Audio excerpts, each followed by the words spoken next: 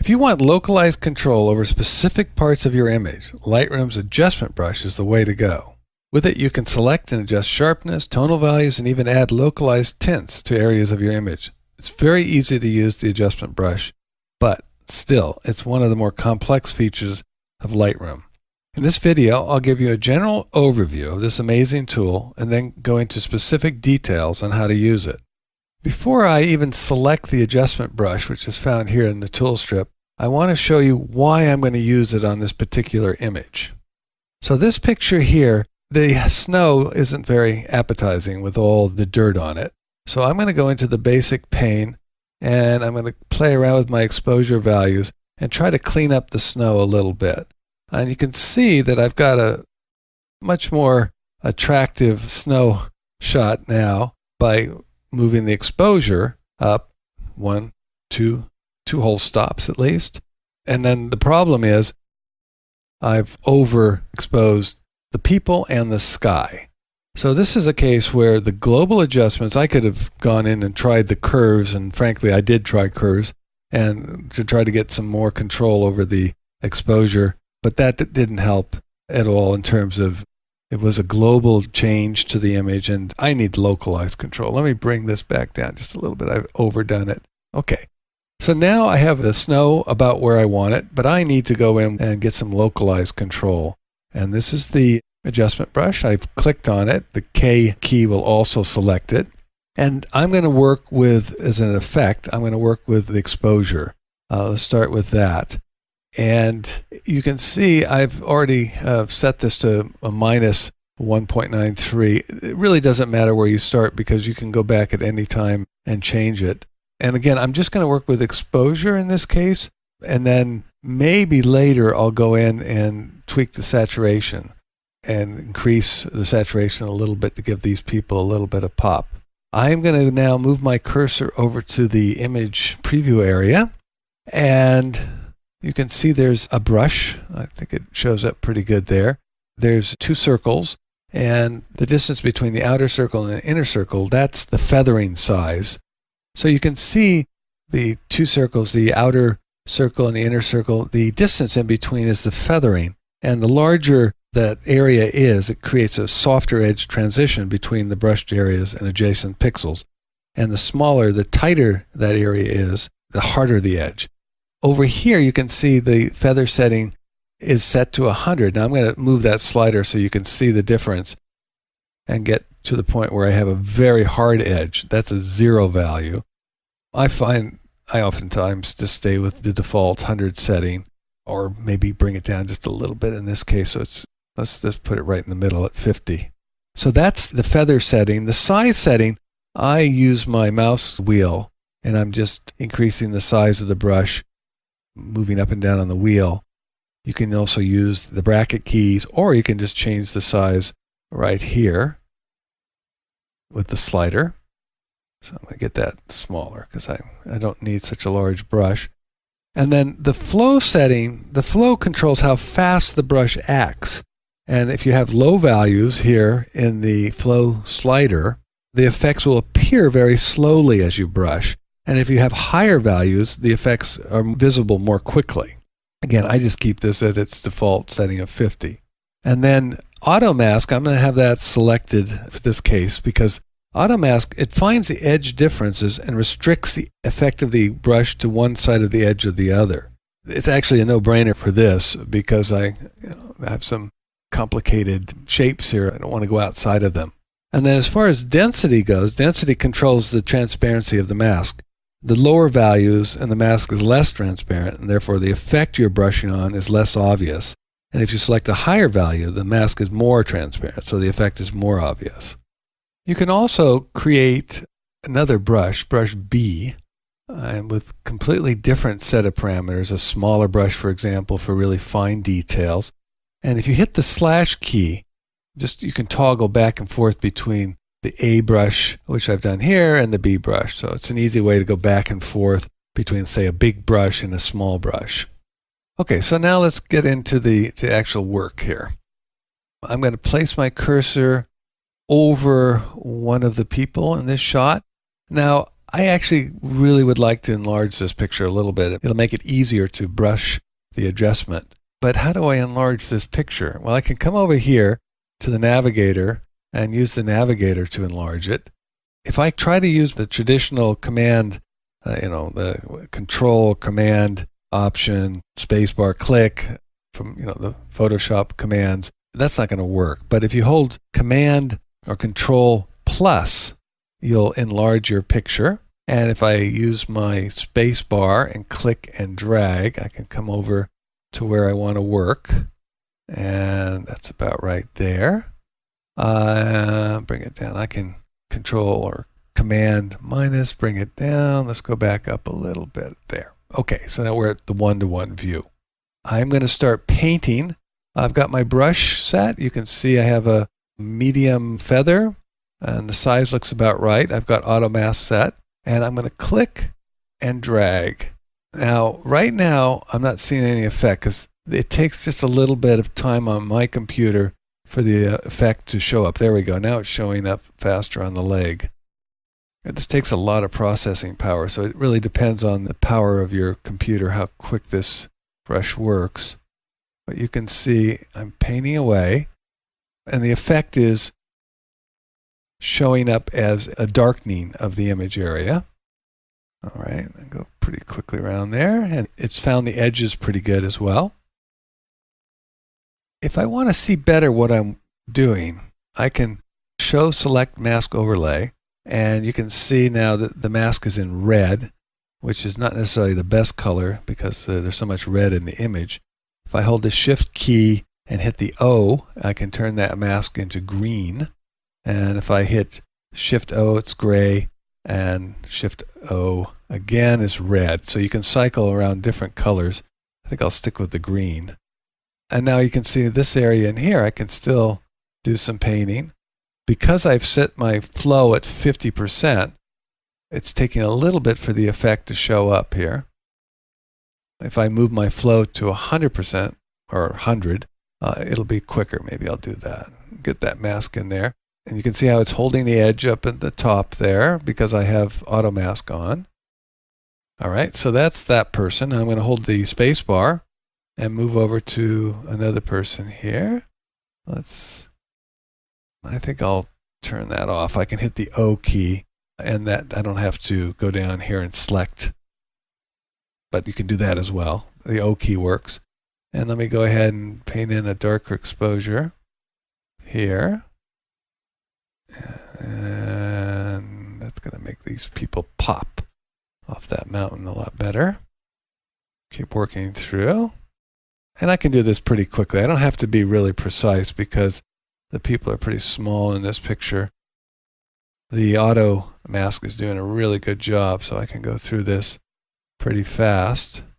Let's go back up here. He really needs exposure change. So I'm just using the same pin to control all of these people, and it might have been wiser to create a new adjustment for each one of them. But for the sake of this demonstration, I'm just going to go ahead. And the reason is then when I have them all associated with the same pin or same adjustment, if you will, I can control them all the same. If I want to change other parameters besides exposure, I can change the saturation. Now, in some cases, it looks like I'm going too dark, but that, again, it doesn't matter because I can go in and use the slider to get that just right afterwards.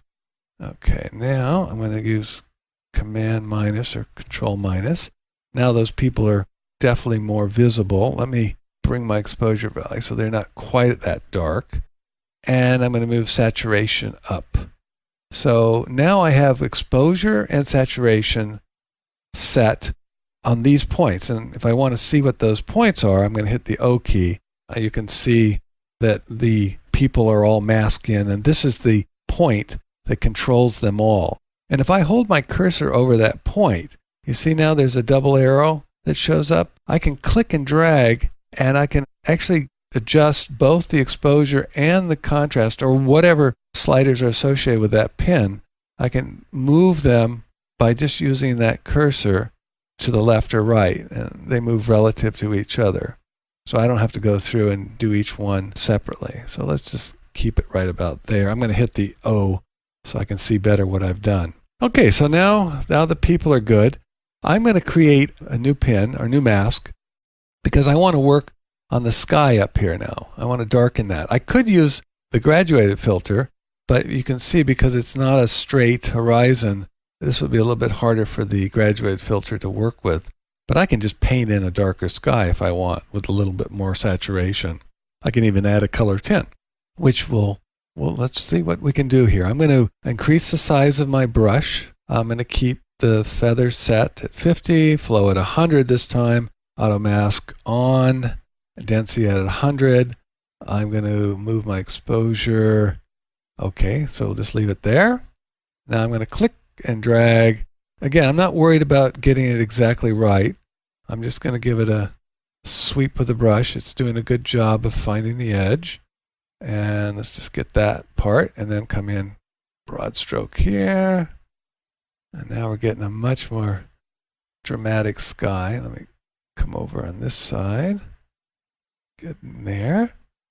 All right. And now I'm going to move my exposure value because I think I've overdone it a little bit. There. Whoop, not that much. Right about there.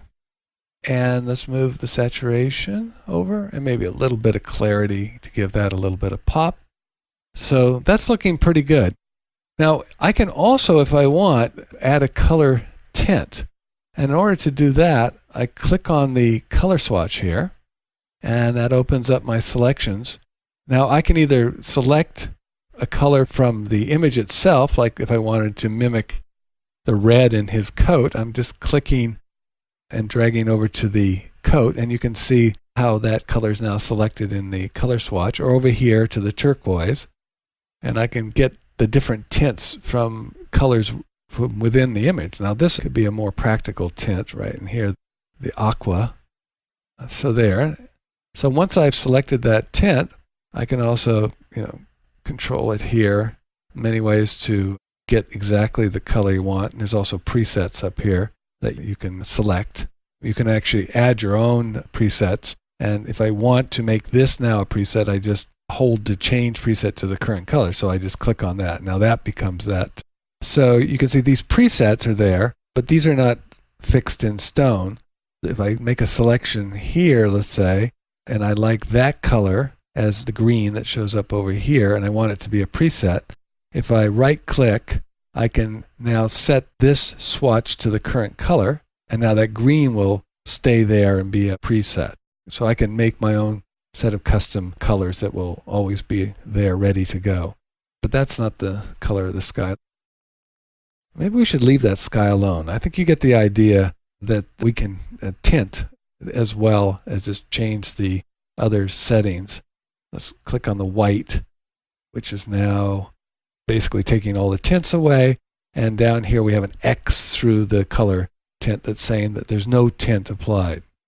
All right, so this is that pin that you can see there. I'm going to hold my cursor over it and it shows the mask color. I can make the colors appear or disappear by hitting the O key. If I want to get rid of that effect, I select the pin and I hit the delete key. And now that mask is gone. I'll use Command Z to bring it back because I do like it. And now this pin down here, which controls all the people, is selected. And then this one's deselected. You can only have one pin selected at a time. But you can have as many pins as you want. I could go through and control a lot of aspects of this image. Just say if I wanted to just increase the saturation in these areas here where the aqua color is, I can create a whole new mask for that. All right, so let's go out of this adjustment brush. Okay. So let's take this off. We don't want those colors to be there. Okay, and we want to go there, and okay. So now we have the colors off. I'm going to go out of the brush and just show you what the picture looks like compared to how it was before. So we'll go into a before-after view, fit, close that left panel so we have a little bit more room so you can see the effect there. Close that.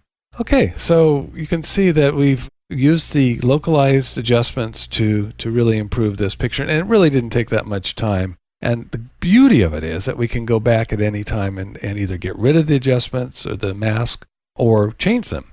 This would not be complete without showing how the adjustment brush can be used on faces. So I'm going to select a person here.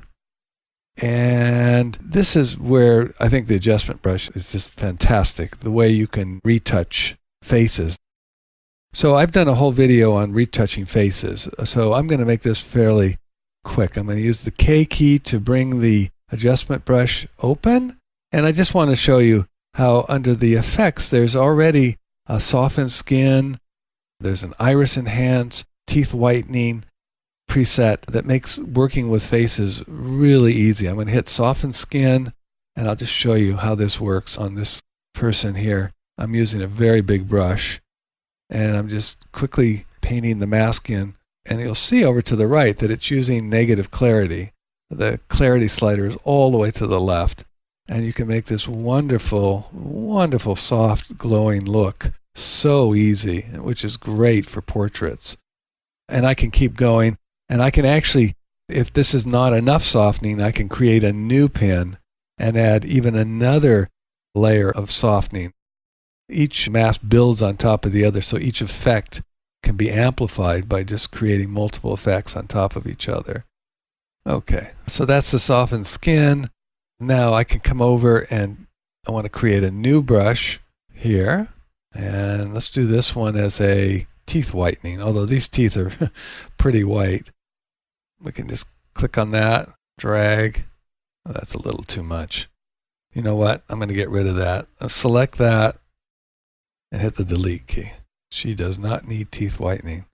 So anyway, there's a whole video on using the adjustment brush for retouching portraits. But this is where the retouching capabilities of the adjustment brush really, really shine. I think you're going to enjoy this adjustment brush. Don't be too intimidated by it. There's, like anything, you can get very, very, very deep into using it and spend a lot of time with it, or you can use it, as I hope I've shown you, in kind of easy, quick ways and get a lot more out of your pictures.